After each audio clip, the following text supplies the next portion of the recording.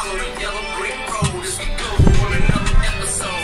Journey with me as I take you through every little place that I... Real life, real estate. What is up, everybody? I hope you're doing great. Today we are going to jump into some real estate goodness and some real life goodness. Why real estate? Why real life? Well, because you know what?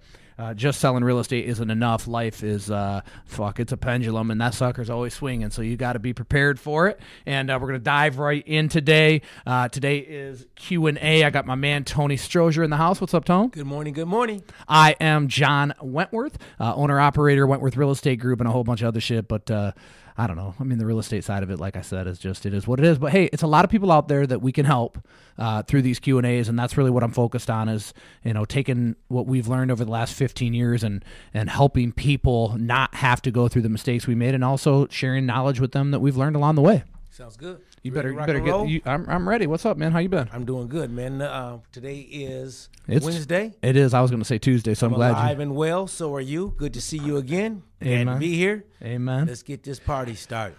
Well, so you know here's what I've noticed lately, right? And a little bit off topic here, but I think let's start with some goodness, right? We always have 3 questions, 3 Q&As, but let's throw in a little extra. And I think the extra is going to probably lead into one of your questions because we just got done with our accountability group, and I see you have accountability written down. I don't know exactly what you're going to ask, but you've been sitting on the accountability groups. Tell me what you think. Well, I tell you what I think about accountability.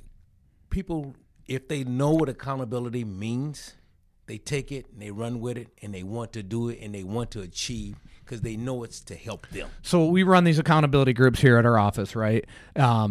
Tony's been here a long time, so he's seen all different forms of them. What is the difference you're seeing now from this accountability group that I'm running? The difference that I see now is people are coming with the commitments to help them. I'm going to use the word because this is open mic. No bullshit. Right, word. No bullshit commitments. Yeah. And what it is that's to help them build their business. Like we had one today, and you was like, hey, don't tell me about you're going to wash your laundry. You're going to do that. You're going to do that give me something that's going to help you in. Well, you know, I think there's a part of it, right, where people they haven't thought deep enough about really what they need to commit to have an impact on their life and on their business. And so the easy way out is just to give some blase blah bullshit, but we're not taking that blase blah. I ain't taking it. I like it. No, if I'm going to help you and I'm going to impact you, I can't let you tell me about you're going to make your bed and do your laundry. And another thing I really like is we do these groups, and we have commitments that's set even for me and you. The door closes at 10:01. Bro, it closes and does what? Click. It locks. 10:01, and which is awesome. And I got there today. People were sitting there ready to go. That says something right there. Well, but isn't that mean? If I'm 3 minutes late, isn't that okay? Why'd you lock me out? No, I'm gonna tell you what I learned. If something starts at 10 and you're not at 9:55, you better damn be there. You're late. You get somewhere that starts at 10, you're late. That's my opinion. Yeah, that's the way I grew up. Our society isn't like that anymore. Now it's all cuddle and baby and it's okay. No, it's not okay. You know, and here's the thing, and obviously you got a question there about accountability. I'll let you jump in on that in a minute. But at the end of the day, what we do in our lives on a daily basis, how we show up is how we perform. And that's if that's at the office, well, if you're showing up late to my shit, I got to wonder, are you showing up late to your shit? Especially appointments, right? Yeah, and if your shit is an appointment, then you're showing up late to my shit. So it's just conditioning quality behavior in people, and I think that's so important. So anyway, let's jump in, Tony. What do we got for today? And where would people send their questions, right?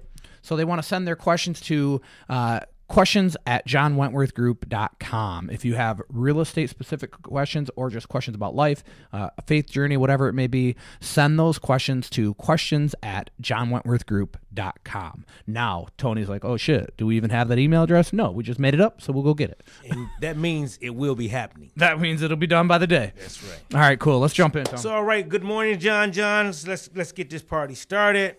And my first question for you today, I got written down commitments and accountability. But the first thing I want to ask you, is there a difference between commitments and accountability? Well, so obviously we just got out of our commitment group, right? Which is probably why you thought of this question. And so let me walk through both of these before I try to answer what's the difference. Because yeah, there's a difference, right? A commitment is something that you declare, and it has three components to it. And here's the thing, and you know, I got to give a shout out to my man John Cheplack, right? And for creating this, refining it. I'm sure he took pieces of what he's learned along the way and created this and refined it. But here's the bottom line. People cast. Someone actually asked this today in the commitment group, somebody newer to the group. Is this like goal setting? No. Because here's the problem with goal setting. You know, people talk about their big why and the big goal, and I'm going to do this by next year. Awesome. What are you doing today? What are you doing tomorrow? What are you doing this week? And I think too often people think really broad. So here's what a commitment consists of. It's specific, okay? It's measurable. Being specific means it usually has a number tied to it, right? I am going to call and have 15 conversations with past clients each day for 5 days a week. Right? Now, some people say, well, I don't even know what the hell 15 times 5 is, but 30, 60, 75. I don't have 75 past clients. Okay, well, I do. But if you don't have 75 past clients, you wouldn't commit to that. You'd commit to some other measurement, something measurable. So it has a number assigned to it, and it also has a deadline. Right. Here's the problem with goals. What's the deadline on that goal? Next year? So when are you going to figure out whether you hit it or not? Next year? Get to it. Well, then but if you know what I'm saying, if you're waiting until next year to figure out if you hit the shit or not, and you didn't hit it, how are you going to make it up? How are you going to fix it? So the idea here is that these commitments are specific, measurable, and actionable, right? So specific, a number. I either did it or I didn't, right? I am going to call 5 past clients for 5 days, specific. Now, it's measurable. 5 times 5 is 25. Did I have 25 conversations, right? Did I reach it by the deadline, which in our group, it's 1 week. You have 7 days to complete this. And 7 days, because if I didn't, if I got off course, I can fix that. I can alter it and make sure that I achieve it in the next week. So I'm building wins on wins on wins on wins on wins instead of casting this great big vision that most likely, you know, people most often don't hit these goals, right? One, they make them in an emotional state, so they're really not even that important to them, or they make goals based on what they think other people want them to do. So specific, measurable, actionable. Can I take action behind the things that I committed to? And then it's real simple. There's no gray area here. You either did the shit or you didn't. That's right. Right? And so accountability then, the other side of it is I think there's 2 forms of accountability. And I think the one that lacks most is us holding ourselves accountable to what we said we're going to do. And what we notice when we don't do that is we start to tell the story of why it didn't happen instead of recognizing, shit, I just didn't do it. That sounds like an excuse to me. It's excuse making, right? And that's just it. And so I think that from a personal growth standpoint, we have to recognize when we start telling ourselves the story on why we didn't get it done. Again, we heard it today, and it's not from a place of judgment inside of these accountability groups. But what I'm telling and sharing right now is that if you're telling a story on why you didn't get something done, you have one question to ask yourself. In the realm of all that is possible, besides my bullshit excuses and my story, could I have gotten it done? And the answer is almost always yes, right? So the accountability then is accountability upon ourselves to make sure that we do what we say we're going to do or what we committed to. And then the other accountability is a part of accountability is having somebody hold you accountable without judgment, right? So that you can recognize, because at the end of the day, if we're not holding ourselves accountable, and we know this, we got 50 people here, these people all love to be held accountable, right? That's even right. Though it's a little bit scary, even though sometimes they don't always love it in the moment, but the truth is the truth. And I think that's what we're really getting at is, can you handle the truth? Right. Who said that shit? Wasn't that like in a movie or something? I don't know. You can't handle the truth. Okay. What was that from? I don't remember. Well, you're supposed to know everything. I don't know that. So that's the difference between accountability and commitments. And these 2 things alone can be the separator, right? The differentiator. That's a big-ass word. The differentiator in your life and in your business. I love those answers, and I'm going to end this on this. You're going to end this? We got more? No, I'm going to end up talking about accountability on this note. In our accountability groups, John doesn't hold you accountable. You have a partner that holds you accountable. Yeah, no doubt. And a partner that you check in with, right? And a partner that helps facilitate what it is that you've declared. And here's the thing. These commitments aren't mine. They're yours. And there's a lot of transparency in that, because if you can't hit your own shit, then again, you get to reflect 7 days later on, listen, some people crush their commitments, and you can always tell when they declare them, right? Correct. Right? They're always super specific, super measurable, and you can tell right away, they're like, I am committed to X, I am committed to Y, I am committed to Z. When somebody lays them out like that, chances are they're going to hit them. When they already start telling the story, well, I got to do this, and so then I'm going to do, and so then my commitment is this. When you hear the story, you already know you're going to get a story when they didn't hit it also. So just refining that and helping them shape their commitments. Listen, today, three commitments is what we asked for. 2 business, 1 personal. Right. Today someone made 5. What do we tell them? We need 3. Yeah, we need 3. Well, those other 2 are important to me too. Well, then fucking do them. Right. But this is accountability group is 3. Right. We're holding you accountable to 3. If you want to do more, that's your thing. But what happens is people put too much more on their plate, and what does it do? It gives them an excuse not to do the shit that was most important to them. Well, I had so much. Well, you put too much on your plate. That's why I only want 3. It's kind of like, what am I going to get done in today? I'm going to do 5,000 things? No. I look at my day. What are the things I must get done today? And then I get those things done. And I do that every single day instead of thinking I got a million things to do and I only got a couple of done. I get specific. I write them down. You've seen my shit, right? What are the 5 things I must get done today? Now, we talked about commitments and accountability. My next question for you, John, is... Are we going to talk some real estate? Yeah, we are going to talk Okay. about what's the hardest things for the agents to overcome? I mean, that's not very specific, right? That could be some shit they got going on in their life. I don't know. But inside of their business... Inside of their business. I think there's 2 things. One is getting outside of their comfort zone, and 2 is being truly coachable. And a lot of people think coachable is like, oh, yeah, listen... We asked this question. We talked about this on the last podcast. People believe that because they listened to what you said and didn't respond negatively, that means they're coachable. No, coachable means you listened to what I said and you took action on the shit that I told you about. That's right. Right? That's coachable. I used an example on the last podcast about being in the gym, right? Like when Coach Alex is telling me some stuff, I don't debate whether he's right or wrong. He's the coach, right? I don't then say, oh, yeah, I'll do it next time. I do it then. And then I say, thank you, coach, right? The example I used last week was I was doing handstand push-ups. He came over, he said, hey, you're doing a great job. You got to keep your knees closer together because you're kind of getting sideways, right? Because I got my legs apart, so I'm unbalanced is the word I'm looking for.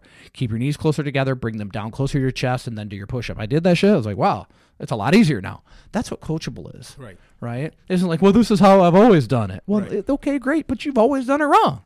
So I think that is one thing, is truly being coachable, right? And then the second piece is getting out of your comfort zone.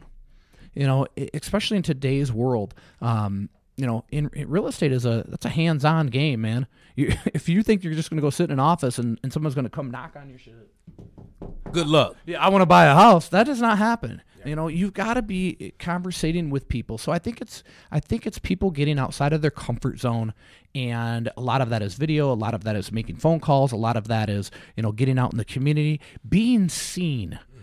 Being conversational with people, being able to interact from an authentic place in the moment, right? Where I can walk in. Here's a great exercise, and we got to do this shit. Okay. We're going to take all the new agents from now on as we hire them. We're taking them to fucking VGs, and they can't come out of VGs until they have 3 conversations with 3 different people. Get ready, get ready, get ready. Getting outside of your comfort zone. That's what you do. Now, that would even be a little bit uncomfortable for me.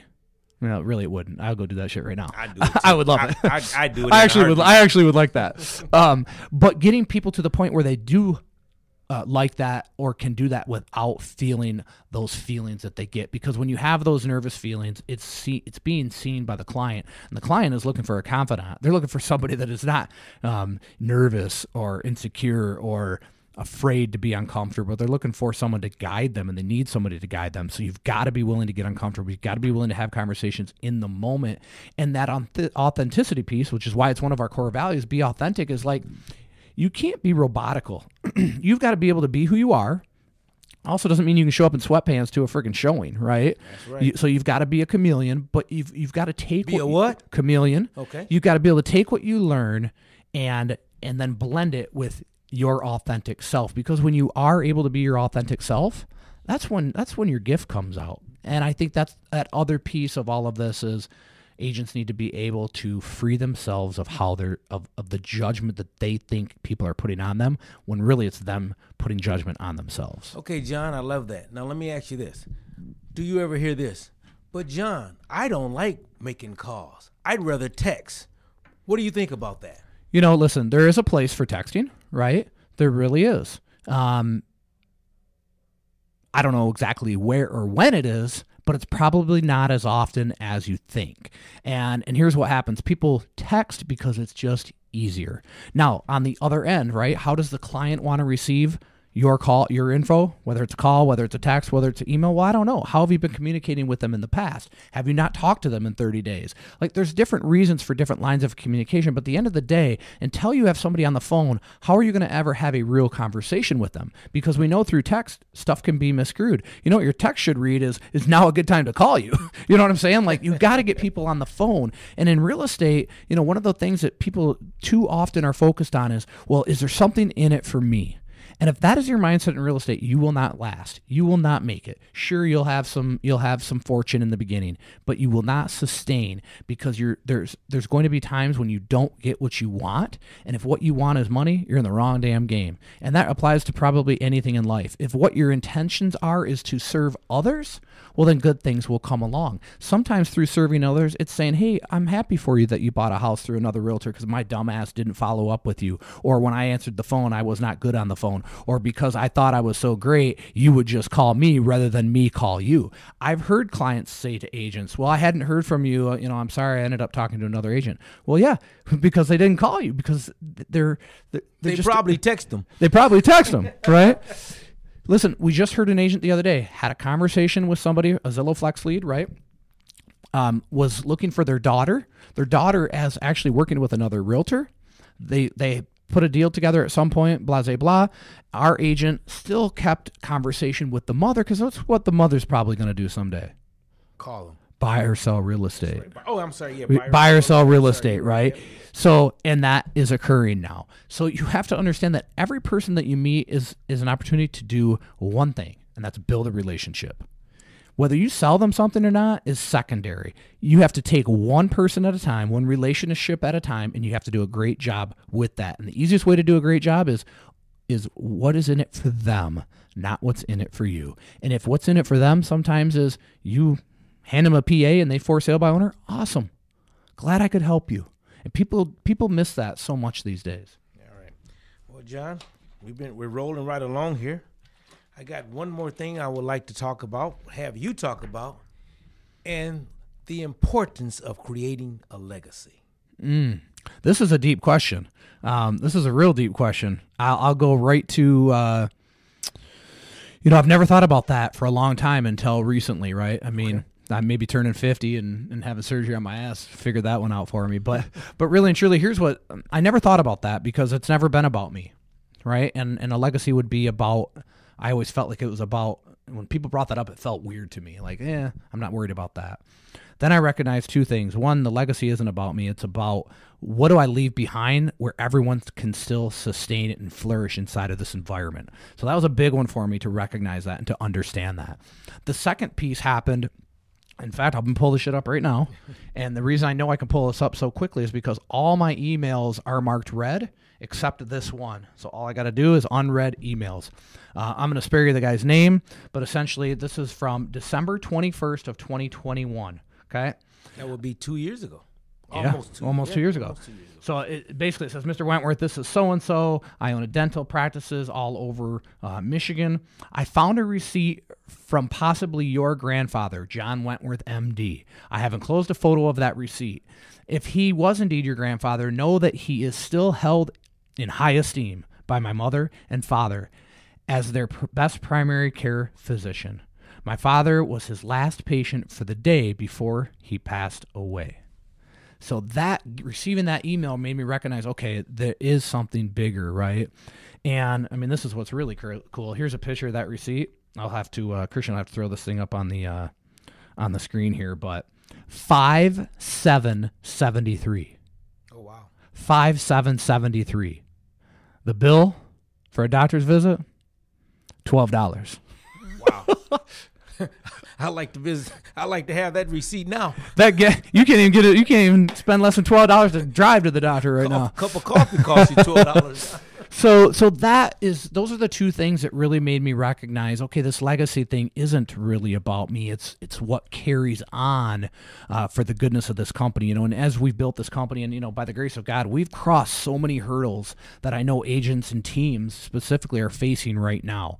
And one of those is that the team lead, the however they define themselves, the rainmaker, being able to be out of sales and still have a profitable business. Most real estate, like, it looks good on the outside, but when you peel back the curtain, and I feel badly that this is the way, and I want to help these people, and we're talking actually about a mastermind about that right now.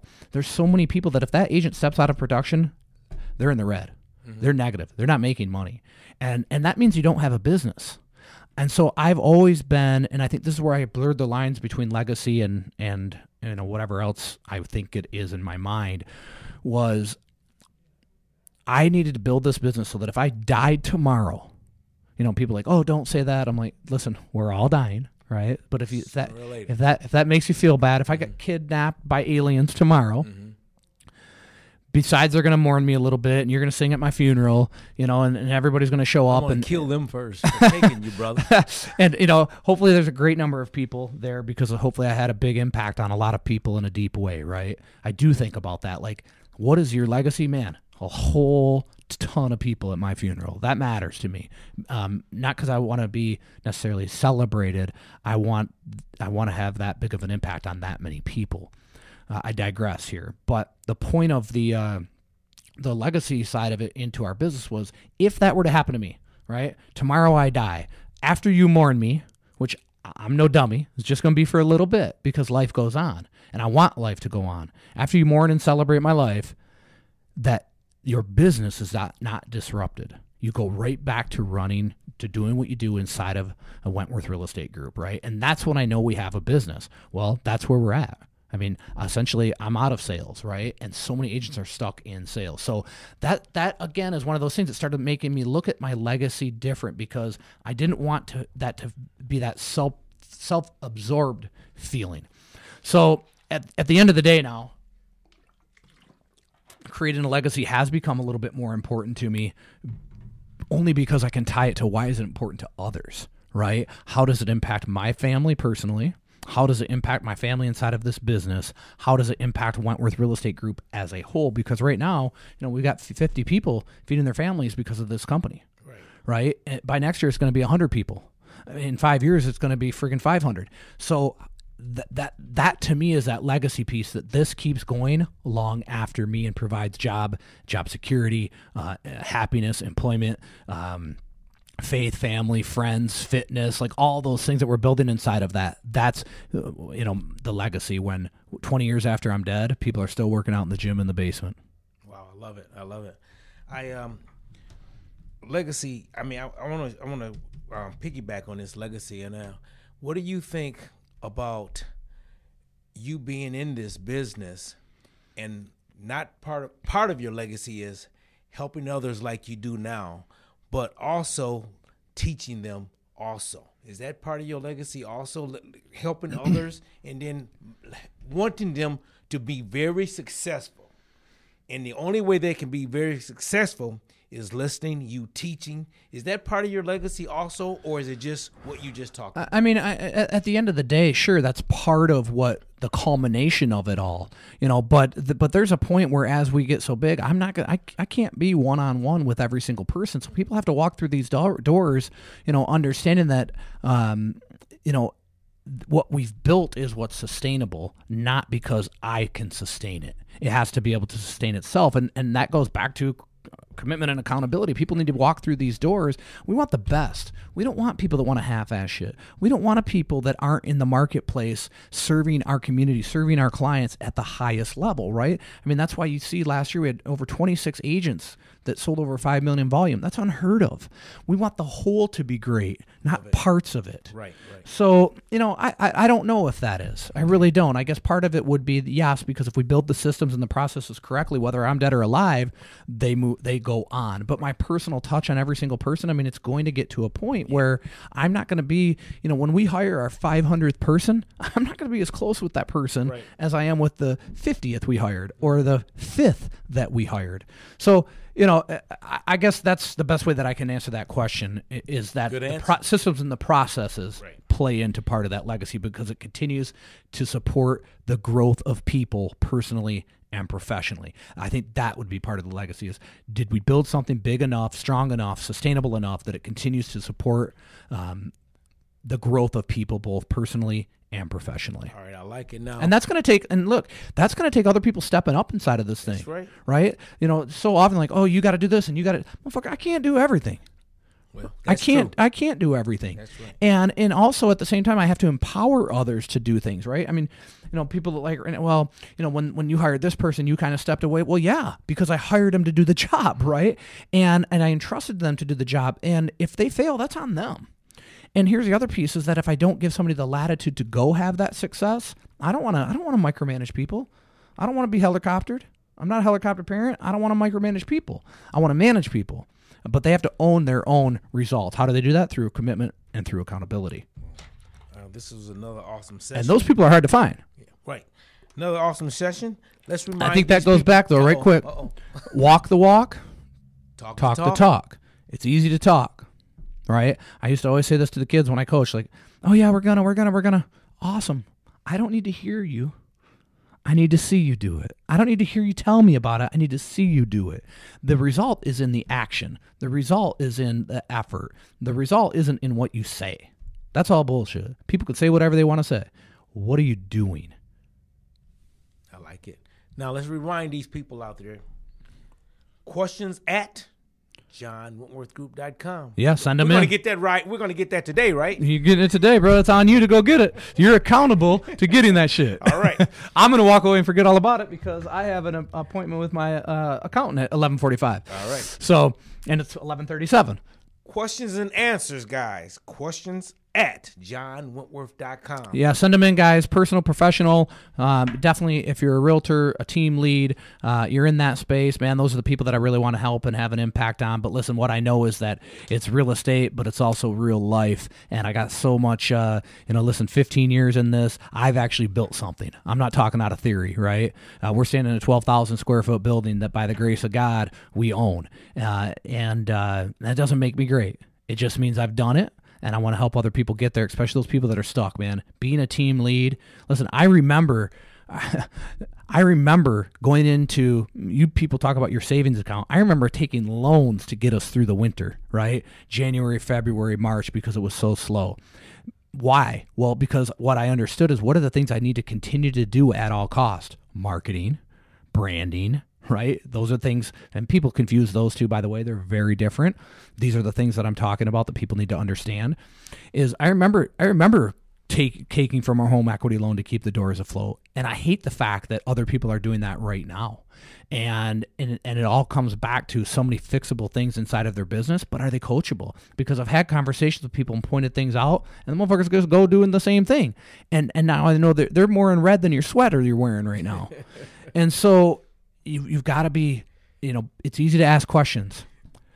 When you're coachable, you take action on the questions, even if you're not sure, because you're trusting the person that you've entrusted with. Don't ask me a damn question and then go do the shit.